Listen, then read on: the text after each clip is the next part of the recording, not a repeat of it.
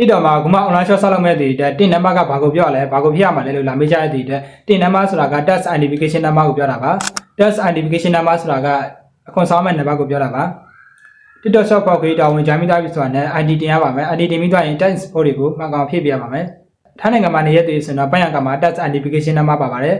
test identification number ရဲ့အတူကောက်ကတင်နံပါတ်ကိုပြောတာပါအဲ့ဒီတင်နံပါတ်ကိုဖြည့်လို့ရပါတယ်မလေးရှားမှာနေတဲ့သူဆိုတော့ apply EPS KWSP ဆိုပြီးတော့အစိုးရကတလကိုစုချင်းငွေ34ကျပ်ဖြတ်ပါတယ်အဲ့ဒီ EPS site လေးထဲမှာတင်နံပါတ်ကပါပါတယ်အဲ့ဒီ EPS စုချင်းငွေကိုတခြားဆက်နေတော့ပြန်ပေးမပေးတော့မသိပါဘူးကျွန်တော်တို့စက်ရင်ကတော့ပြန်သွားရတဲ့ EPS စုချင်းငွေကိုပြန်မပေးပါဘူး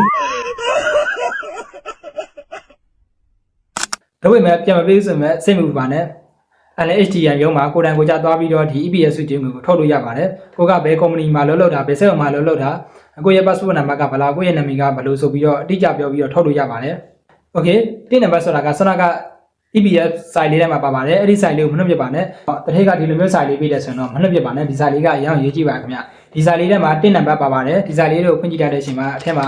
site လေးတစ်ရက်ပါပါတယ်အဲ့ဒီ site ထဲမှာတင်နံပါတ်ကပါပါတယ်ခင်ဗျ okay တင်နံပါတ်ဆိုတာကဒီနံပါတ်လေးကိုပြောတာပါဒီနံပါတ်လေးကိုဖြည့်ပေးရမှာပါတက် info ဖြည့်တဲ့နေရာမှာ passport တွေကနာမည်အတိုင်းတူရပါမယ် passport နာမည်တင်နံပါတ်ကိုလုံးဝအတိအကျမှန်ကန်ဖြည့်ပေးရပါမယ်မှားလို့မရပါဘူး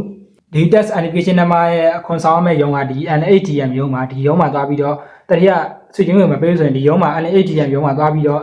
ဆွေချင်းဝင်ထုတ်လို့ရပါတယ်ကိုနဲ့နီးစပ်ရမှာရှိတဲ့ NHDM ရုံးမှာသွားထုတ်လို့ရပါတယ်